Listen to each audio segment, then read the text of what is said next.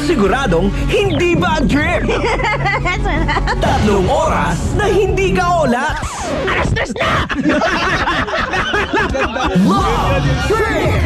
Love Trip! Love Trip! Love Trip! Mula alas 3 hanggang alas 6 ng gabi. Oh yeah! Sa 90.7 Love Radio. Love Trip! Kasama ang inyong muy delisyosang ka-love team. Mara Tony! Mara Tony!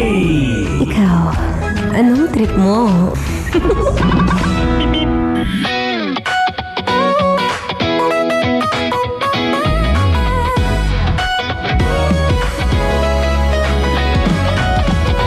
Sinong handang-handa dyan para makipag-rock-rockan?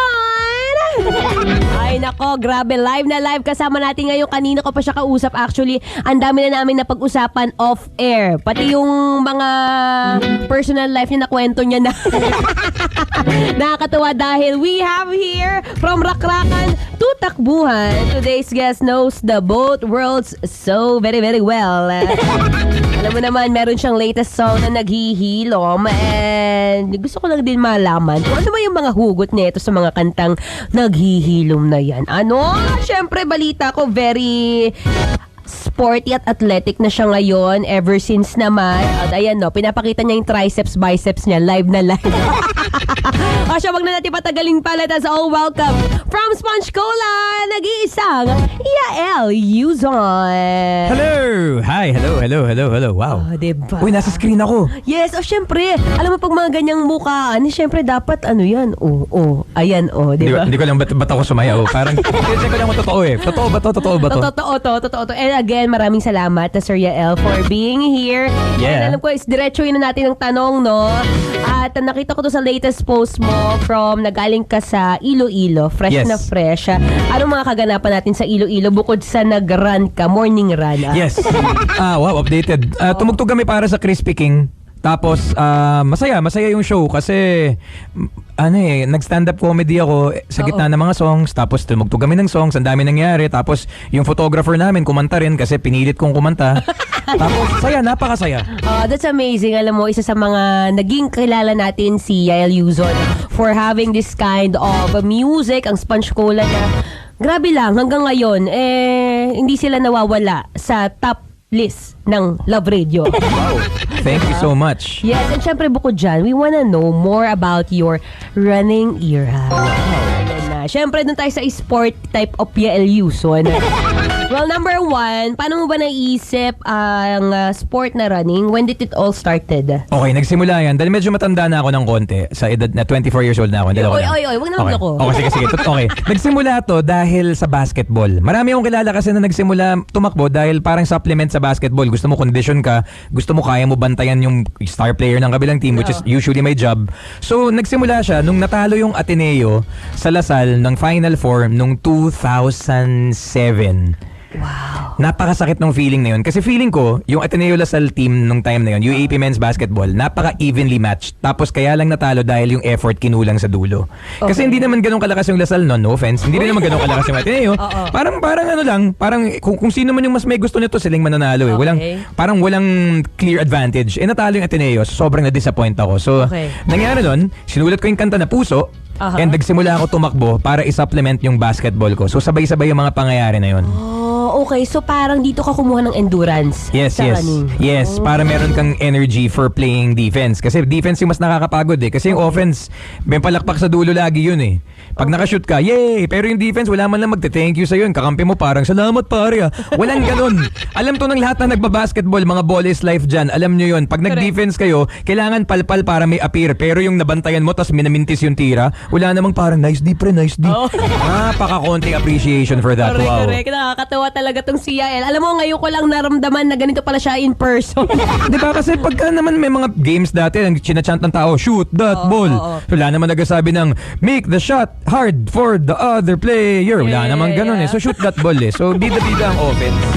Pero bukod dyan, syempre, no, knowing na it all started pala sa basketball, pero may mga moment ba na you also considered running as mental clarity para mas makasulat ka ng kanta na mas maayos? Yun actually yung naging surprise. Kasi pagka pala tumakbo ka, meron kang parang wala kang iniisip masyadong problema. Parang iniisip mo lang yung pace mo. Tapos minsan ma-appreciate mo yung scenery o yung tunog ng mga ibon na hindi mo naman maririnig on a normal day na parang may ganun pala. So parang lahat yun nakakatulong na parang I find myself na hindi ako pagod after running. Actually, rejuvenated ako. Dahil ang feeling ko parang trinit ko yung katawan ko with something healthy and at the same time yung utak ko para akong nag-defrag ng files ko. Yung defrag pang Windows 95 yun. Sorry, lumang term. Correct. Sobrang nakaka-mental clarity. Yes. After takbo, no? Yes. Tapos alam mo yung feeling na pagod ka sa racket, pagod ka sa gig, pero hahanap-hanapin ang katawan mo na mag-workout pa rin. Ang ginagawa ko, medyo non-negotiable ko sa sarili ko. Hindi naman sa organizer kasi ba't ko pa sa kanila bibigay unwanted pressure na yun. Pag land namin, kunyari sa Iloilo, pag land namin, kung di ako tatakbo that day, tatakbo ako the following day. So, nakikilala ko rin kasi yung mga probinsya pag gano'n eh. Kapag on foot, pagka sa kotse ka kasi nakikita mo yung sights, you see things too. Pero pag tumakbo ka, mas makikilala mo yung lugar. Kita mo yung street food culture, kita mo yung mga tao, you get to interact. May mga nagpapapicture din naman sometimes, tapos hindi naman iniisip yung running part, hindi naman iniisip na sisira yung pace mo kasi parang ang kapal naman ng pace ko kung ireklamo ko pa yun, ha? See what I did there? So, yun. So, para makikilala mo. Makikilala mo talaga yung lugar tsaka yung mga tao kapag tumatakbo ka. So, yun. Recommendation ko yun. Kung hindi ka man nagbabanda, if you travel a lot, try mo tumakbo kahit saan ka magpunta. Lagi ka lang magdala ng sapatos, ng shorts, or kung gusto mo ng tights, anong karate na gusto mong suot. Anong usually sinusuot mo for this? Usually shorts na may bulsa para sa susi ng hotel. Yun yung parang iniisip ko lagi. Okay. Pero ito, I wonder, paano mo nagagawa na usually, di ba, ang mga racket ng mga banda is gabi. Yes. Tapos usually, ang takbo is early in the morning, lalo na pag may fun run or may event. Yes. Paano yung tulog? How's your sleep and nutrition for this one? Well, parang pag non-negotiable kasi tsaka pag gusto mo talaga, parang andali lang naman eh. Parang if you're really excited about it, pagising mo agad after ng gig, magagawa mo. Pero more importantly, I don't smoke, I don't drink. So, hindi naman to parang after ng show namin may inuman pa. I mean, may inuman, pero hindi ako kasali. Ako yung nandun sa kwarto, nakiki-appear, tapos magkikwentuhan, joke. Pero ikaw ang upuan. Ako yung, ganun lang. Ako yung, tsaka, minsan taga-give ng water sa mga tao para everyone's hydrated. Pero healthy living naman kasi ang Sponge Cola eh. So ever since hindi kami, I mean, at one point, umabot din naman kami sa time na nung bata kami na wasakan-wasakan. Pero kasi pagka nasa mga late 30s, early 40s ka na, yung mga hangover hindi na one day eh. Minsan 2 days tapos matinding pagsisisi eh. So, parang talaga, if you don't drink after the performance, madaling gumising the next day to run. So, yun. Tapos minsan na nga, walang time. Kunyari, 3K lang, kung maaga yung flight. Pero kapag yung flight kasi namin kanina from Iloilo, 1 p.m. eh. So, may time to nakapag-breakfast buffet pa kami, ganyan. Correct. So, yan. Nakatakbo naman ako ng 10K kanina. Amazing, no? Pag gusto mo talaga isang bagay, gagawa mo ng paraan. It's also our first time knowing na wala palang bisyo si Yael Yuzon. Well, wala nang bisyo. Nag-quit ako ng smoking 2010. Nag-quit ako ng drinking 211 days ago. Uy, wow. Specific. Uy, Like, pero kasi itong... important yun eh. Kaya nga. Itong specificity na to, tuloy natin sa online dahil po ngayon, we're playing another song dito pa rin sa 90.7 Love Radio. Kailangan pa ba i-memorize yan? Basic. This is easy Hugasin sa champion dishwashing. Easy Oops, teka. Ito-try mo ba ang new Champion Dishwashing Paste dahil may jingle o dahil sa galing nito? Ang Champion Dishwashing, walang ingredient na doble-doble at mahirap i-pronounce. Galing lang, sapat na. Tanggal mumu, sebo at dikitang bakterya sa hugasin. Sa new Champion Dishwashing Paste, is easy ang hugasin. Try mo. Kung di ka happy, balik ka sa dati. Champion, tapat po sa inyo. Kailangan pa bang i-memorize yan? Basic! Love Radio, music that makes you feel good. Love Radio.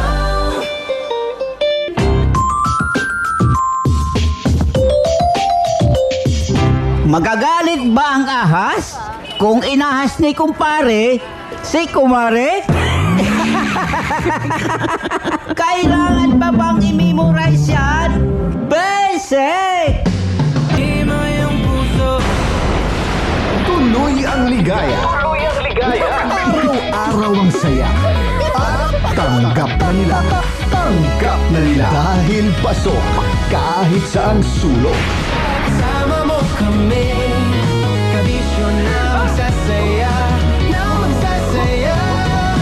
sama-sama. Metro and Mega Manila. Sama-sama, kasama mo kami, kabisyo. Sama-sama, kasama mo kami, kabisyo. Kailangan pa bang i-memorize yan? Basic! May trip ang bawat kabisyo. Trip niya, trip ko, trip mo. Akala ko ikaw ay akin. Pero merong iisang trip na magkakasundo tayo. Love Trip! Love Trip! Love Trip! Mula alas 3 hanggang alas 6 ng gabi. Oh yeah! Sa 90.7 Love Radio. Love Trip! Kasama ang inyong muy delisyosang ka-Love Team. Mara Tony! Mara Tony! Ikaw, anong trip mo? Sa ikalimang sunod na round ng Mega Oil Price Hike. Pag tumaas pa po, baka mag-bite na lang po kami. Pwedeng trumipli ang presyo ng diesel sa susunod na buwan. Ano ba yan? Puro negative na lang? Wala bang good vibes dyan? Good vibes dyan? Good vibes dyan? Good vibes dyan? Relax ka lang! Dahil paparating na ang event na swak sa iyong emosyon at pampawala ng iyong konsumisyon. Love Radio! Hatid Saya Concert Series! Kasama ang mga Love Radio DJs na walang pigil ang mga bibig. Kita-kits tayo this April 18 sa Tamayan Covered Court, Barangay Pinagbuhatan, Pasig City. Sisimulan natin ang saya from 4 p.m. to 6 p.m. with Zumba Olympics. Tuloy-tuloy till 10 p.m. sa free concert. Kasama mo Maharlika Hood, Shamrock, and 6 Cycle Mind. Siguradong rayot sa kantahan at tawanan to. Love Radio, Hatid Saya Concert Series in collaboration with Barangay Pinagbuhatan, Pasig City. Kailangan pa bang i-memorize yan? Basic! Kailangan pa bang i-memorize yan? Basic! Music that makes you feel good. Love Radio. Trip na siguradong hindi bad trip. 3 oras na hindi ka olats. Alas na! Love Trip! Love Trip! Love Trip! Mula alas 3 hanggang alas 6 ng gabi. Oh yeah! Sa 90.7 Love Radio. Love Trip! Kasama ang inyong muy delisyosang ka-Love Team. Mara Tony! Mara Tony! Ikaw, anong trip mo?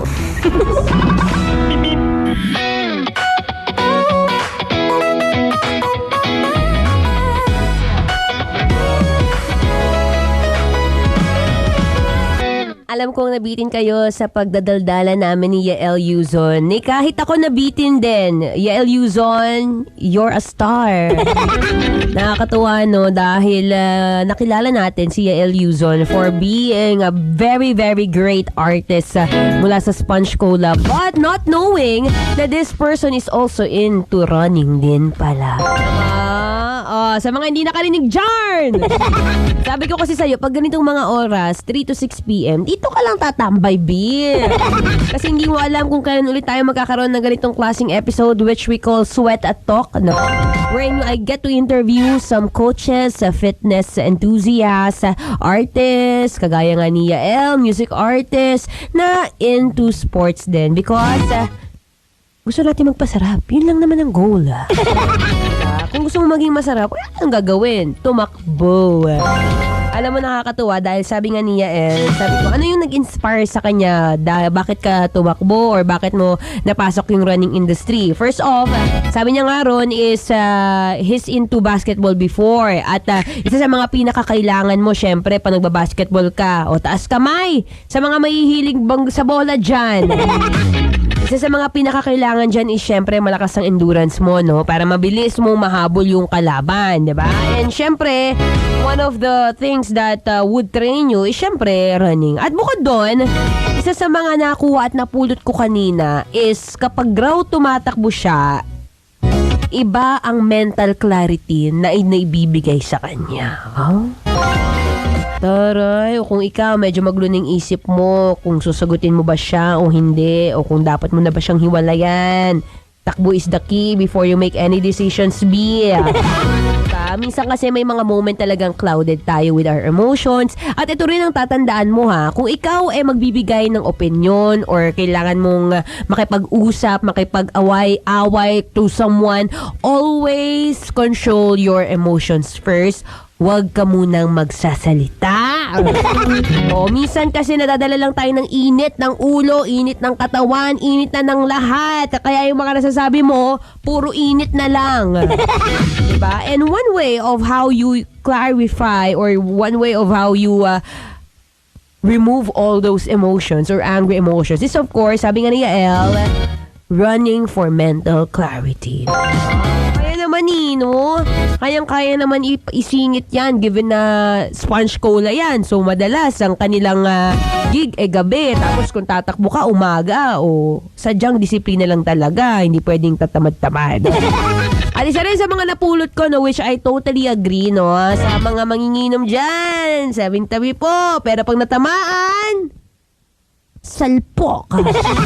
Wala raw pong bisyo ang isang Yael Yuzon. No? Of course, he already quit alcohol dahil ang laking factor daw na ang isang bote ng wine 1,700 calories. Pagkatapos nan, yung 1,700 calories na yun, pwede mo na sana kainin ng breakfast, lunch, dinner. O, di, ang laking pagbabago nga naman sa katawan yan.